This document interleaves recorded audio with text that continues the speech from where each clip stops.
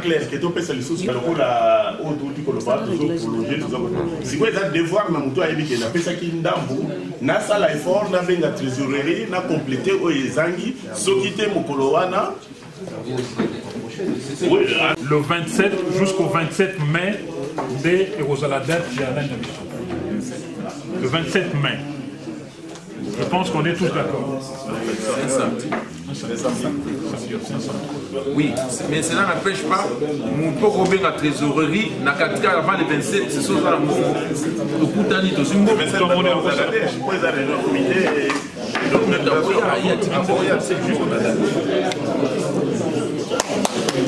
s'il vous plaît, donc, je pense qu'officiellement,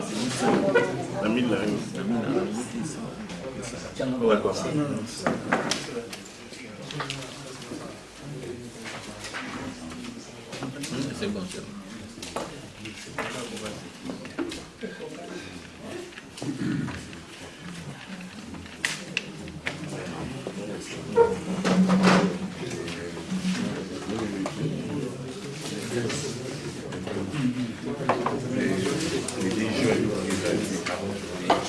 alors, la partie il y a débat, puisque on a des amis, s'il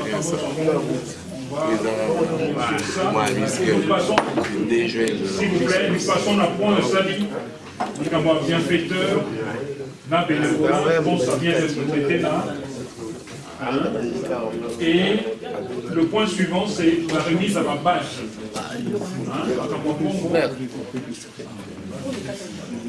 Alors, comme Tolobaki, l'Assemblée générale, s'il vous plaît, comme ça avait été décidé à l'Assemblée générale, Tolobaki, il avait fallu que Bissoba membre tous à la nation distinctif.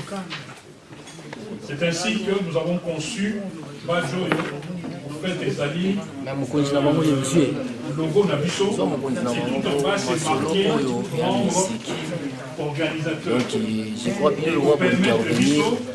C'est que les Arabes ici, donc ça va péter des flammes, donc aider à moi les Arabes à ramener tout le bac. Nous avons une association de ressortissants de Guingambois. Donc voilà. Il y a cotisation, il y a 200 €, il y a fêti, donc on récupère la trésorerie. Oui, aussi Londres. En sachant que l'idée c'est membre de l'Union soit pour la cotisation, c'est mieux. Hein. L'idéal serait que Mutumoko a son mi-balais. Mi-balais à point puisque participation à seul voisin à couple, quand Jeff, donc mon cousin, il y a Yo, mon cousin, il y a Marie, nous sommes dit que la fête, nous avons distingué que Oyo a sali au décorateur, l'organisatrice de fête. Qu'est-ce qu'on emporte? Qu'est-ce que l'Assemblée pense par rapport à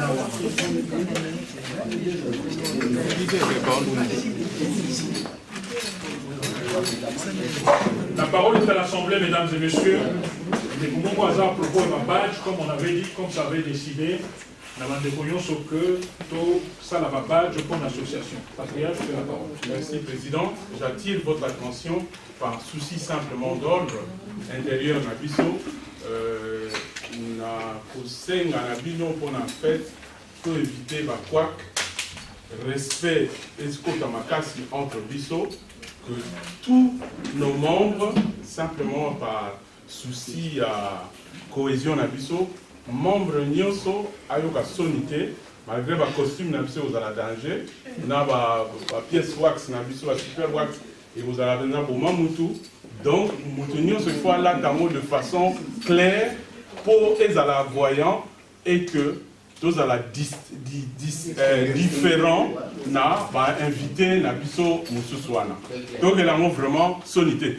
Tiens mon pendez à la bien mais la position moi pas bien pour peu bien bien. Pour Ezali na logo na biso.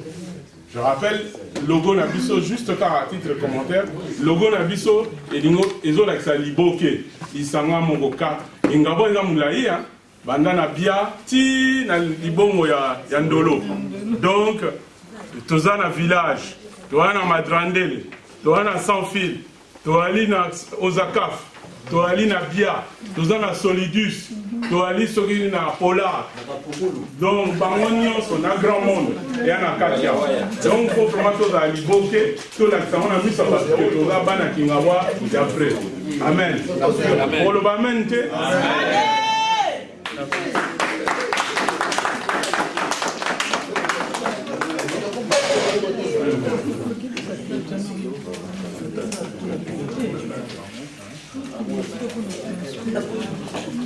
Juste une précision qu'on a badge.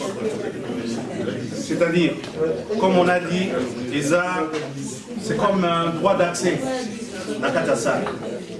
Donc, comme les arts droit d'accès, et vous allez pas y avoir trésorier, bon. Voilà. C'est ça. Je peux profiter. Donc, on a gagné tant de lots déjà, donc on peut savoir quoi bazar règle pour tous ces libéraux. Donc, un pour les gars, nous avons ça. On a déjà fait 600 €. On a gagné. Par contre, ce qu'on a ici avant jour a fait au Zongi Mbangu. Après, vous proposez comme tu vas vous en malais, après vous ne propose même pas des trucs comme ça. Salut et bienvenue sur clebooriginal.com. Merci de votre fidélité. Aujourd'hui, j'ai assisté à l'Assemblée générale de l'association de ressortissants de Kingabwa qui prépare une grande soirée qui aura lieu le 2 juin de 22 h à l'aube au millénaire à Savigny-les-Temples. C'est la raison pour laquelle je suis là pour prêter main forte à cette association de Congolais. D'ailleurs, vous allez en savoir plus en suivant quelques-uns de membres. Donc, restez connectés sur clebooriginal.com. Merci de votre fidélité. Kita, Yaja Kevimba. Le 2 juin, Bana Kingabwa, Babibo et Kovimba, Ti et Sailini. Le 2 juin, à Savigny-les-Temples, la salle millénaire, Bana Kingabwa, Basangani pour 10 ans, et anniversaire na Bango. Yango. Maman Angèle, Bongo Bana Matete. Naba papa César Ngadi. Ce balimba va foutre à Taloboni. Un couple est à 50 €, singleton est à 30 €. Yapamba. Yapamba te collier zali, bokomela, bokolia mais boya. Boya bino mo boye binde ko za 10 ans ezelo pamba te. Donc ma master pete lolita na yeba okiko ya koma za mwana matete. Yakana yo mwana matete, yakana mwana surtout ya Kingabwa. Soko za mobile, obali moi fille ya commune mususu, yaka biso bana Kingabwa to yambio. Yo pe mwasi, mwana Kingabwa, soki obali mobile ata ya mbinza ata ya wapi. Okomino mwana Kingabwa to adopter yo. Boya na bino e. En tout cas, Ngai vient à Bino Litanda Jaguar. C'est lui qui a cassé le mythe de Dingwe. Ngai Rato Benga Bana Kingabwa nyoso tout. Ya matete. Ya wapi boya. Mukolo wana kolia na ndako te. Komelate, sala chaîne. Sala chaîne. Oya Koupla Savigny-les-Temples le 2 juin. La 22 h à place Cécilio. Et ça coûte guichet fermé.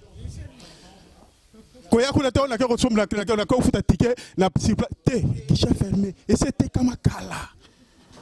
Le 2 juin, dans la salle millénaire à Savigny-les-Temples. C'est là qu'on peut gare. Au Kitika, Zole Monisal. Kotoyo, Kita, Ya Jaguar Vimba. En fait, c'est Marcel Assens. Je viens juste pour vous annoncer que l'association des ressortissants de Kingabwa va organiser le 2 juin 2018 ici une soirée des galas qui aura lieu dans la salle millénaire de l'autre côté de Savigny-le-Temple.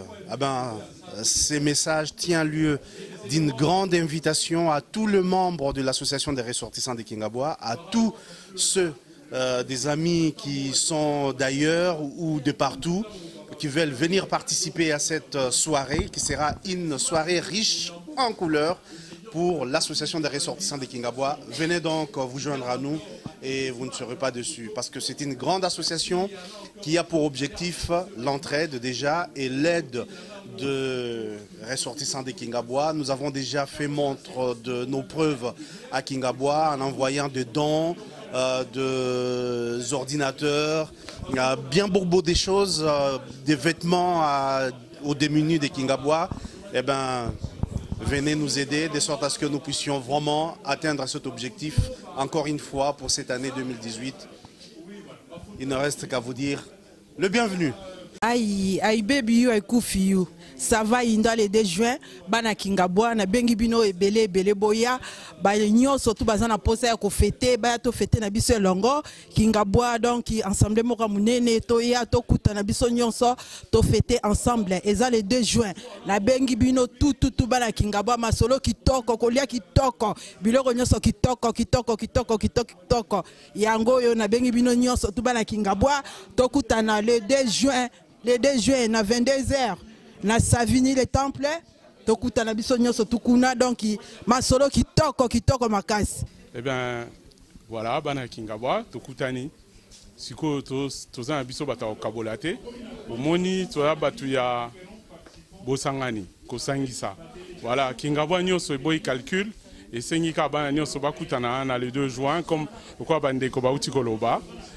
Ezalinga i patriarche yaya na bino ya selika na bengi baleki nyonso ba na mikili nyonso o bayebi baya to sanga jour wana mais to kabolite mwana Kingabois village mwana Kingabois bia Kingabois sans fil Kingabois madrandele Kingabois grand monde Kingabois pola bino nyonso boya tokuta le 2 juin po tozolinga to tinda babiloko pona ba hôpitaux pardon hôpitaux te ba centre de santé maternité na biso toza besoin ya makoki na bino poto kangisa toto mola Kingabois ekende liboso donc tozo sala ngona ndenge ke to kangisa makasi biso nyonso pe to laksanzela lokola baninga basusu basala kana kata kisasa biso pe tozo kota mulongo wana po toza na idée ke mboka na biso ekende liboso Kingabois en avant tous les Kingosiens bana Kingabois o ba yebi signification ya Kingabois te so ningo yeba signification ya Kingabois okoyeba yango jour le 2 juin ndenge yaya bosei premier abwakaka yango alobaka ba Kingosien devant ba journaliste voilà na pesi maloba omboka baninga basusu ba continuer kolakela mbela wana merci beaucoup Kleboa. Bana Kingabois to bengi bino pour na soirée na biso ya le 2 juin oui, vous allez en France, na Savini le temple.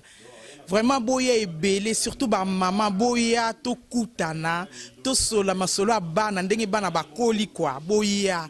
Ba maman botika ba papa te, boya to kutana ezala soirée moko ya bien, retrouvailles moko ya bien, boya vraiment belé, bien mon boya bi karati.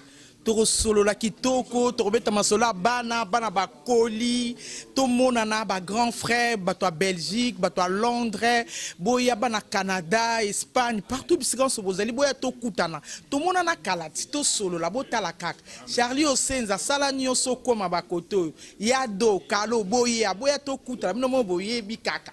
To solo la to polémique. Bye. Bon, oyezaka rapona bana Kingabois. Tolobi a trop, siko le jour où j'ai kokoka le 2 juin.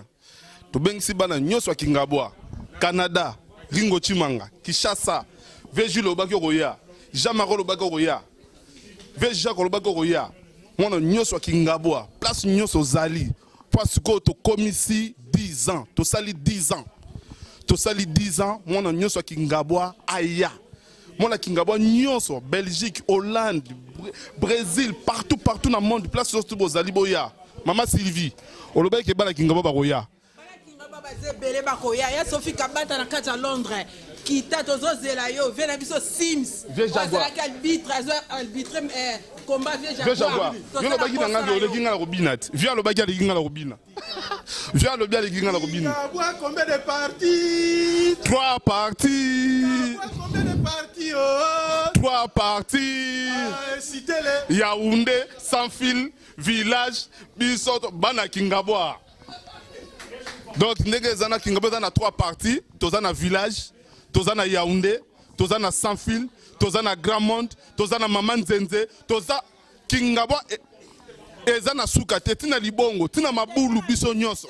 Donc Bouiti Kolanda ba membre et association vraiment bazaki explicite. Donc rendez-vous ezaka moko le 2 juin à Savigny les Temples, donc RRD au Kitika na gare salle le militaire ezaliwana. Donc Bonaroya, Boyebi organisation eza vraiment kitoko bana Kingabwa bayebi déjà makambasala ka ça fait déjà 10 ans bazana katia masolo, donc couple ezala 50 € et puis mutumoko 30 €. Il faut vraiment que somba ba billet en avance parce que ezali vraiment à guichet fermé. Donc et puis Bobo Sanate ba invité surprise bakozala wana na soirée wana ngamorope, donc Kleboa, tout le monde est d'accord na rozala wana. D'ailleurs, ça pembeni nangai na ozalawana pour natia main forte na association Oyo ya bana Kingabwa. Restez connectés sur cleboaoriginal.com. Merci de votre fidélité et surtout n'oubliez pas, tout le monde est d'accord et il en restera ainsi pendant longtemps. Moi, César Ngadi, Kleboa, retrouvez-moi tous les samedis de 14h à 16h dans l'émission Rendez-vous avec le Patriote sur la MNG Radio 99.7 FM.